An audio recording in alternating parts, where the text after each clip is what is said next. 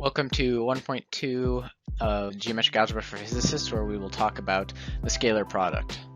In the last video, we defined a vector space, and in order to arrive at a Euclidean geometry, we must add two new concepts to that vector space, which is distance and angle.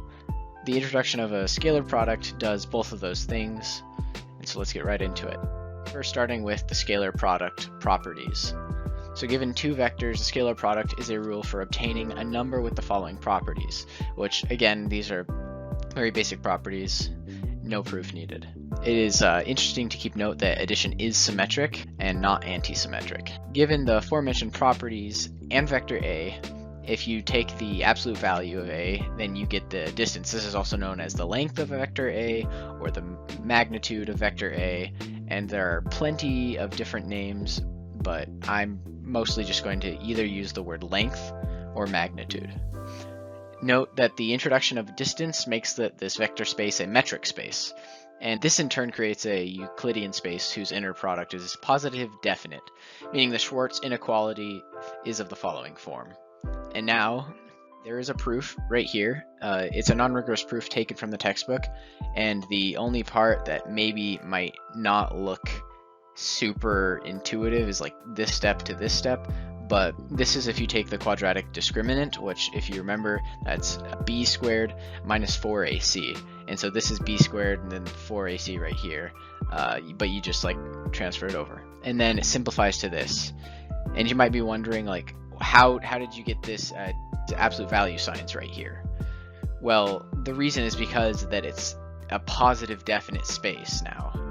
And because of that, then even if you didn't have these lines right here, a dot b vector will still be equal to the magnitude of a dot b vector because the scalar is positive definite.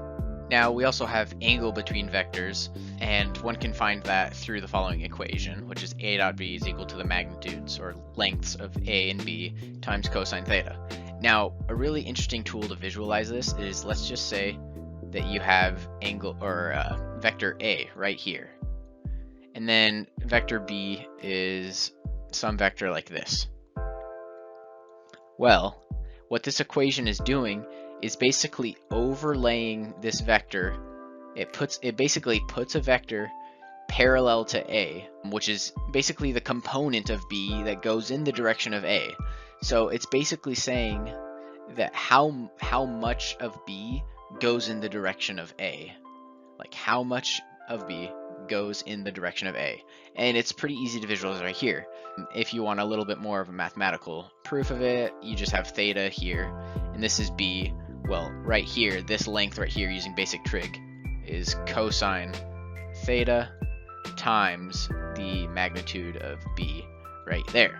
And so you have this equation right here, which is A times the magnitude of B right here, which is going to basically give you the length that is for right here. And A and B are orthogonal vectors if and only if their product, the scalar product, is equal to 0. Now it's easy to think about this, like if these are perpendicular right here, then it's pretty easy to visualize that this will be 0, because if you have 90 degrees right here, cosine of 90 degrees, which is also a cosine of pi over 2, that is equal to 0. If you think about it on the unit circle as you go there, that becomes 0. And so it's pretty easy to see that a dot b vector is equal to 0. Now for the definition of orthonormal, if all basis vectors are mutually orthogonal and are normalized to unit length, this basis is called orthonormal. For example, if the set e to e sub n vectors denote such a basis, the statement that the basis is orthonormal can also be summarized as e sub I dot e sub j vectors is equal to the delta function, which is also known as the Kronecker delta function, which recurs pretty often in linear algebra and tensor calculus, where it has the following properties: that if I equals j, then the function is equal to 1, and if I doesn't equal j, then the function is equal to 0. If you think about a matrix with the diagonals, basically it's saying that any vectors with products who are off diagonal will be equal to 0, and only diagonals will be there. An interesting thing is that if you make a matrix out of the Kronecker delta function in any dimension, that creates an identity matrix, which is just the matrix times that is equal to the original matrix. And you can expand any vector A in this basis as this sum right here, which actually this right here is what we're going to get to next, which is Einstein's summation convention, which is extremely useful in tensor calculus and linear algebra because it gets rid of this mess right here. Granted, it's not a mess and it's very precise, but these indices become assumed right here, and you only need to represent it using the variables. And so this sum right here just becomes the single variables next to each other, which, as you can see, they still represent the exact same thing. Now, this comes and shows something really useful in vector component representation. You can see the definition basically right here, saying that you get this scalar here by dot producting a unit vector and A. Basically, that creates this following equation right here.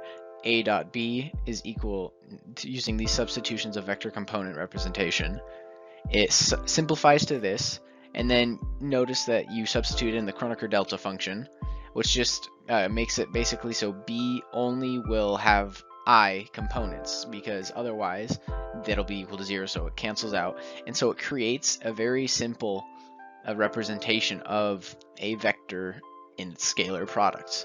It only becomes this, which is just the sum of A sub 1 times B sub 1, the components of the respective vectors, plus going to infinity A sub n to B sub n. So yeah, thank you for watching. Next lesson will be on complex numbers and basically how to interpret them in a geometric algebra perspective. It will be relatively simple again because this chapter in the textbook is pretty much only review and getting you used to the ideas before you jump right into geometric algebra, which will start being covered in chapter 2. So yeah, thank you.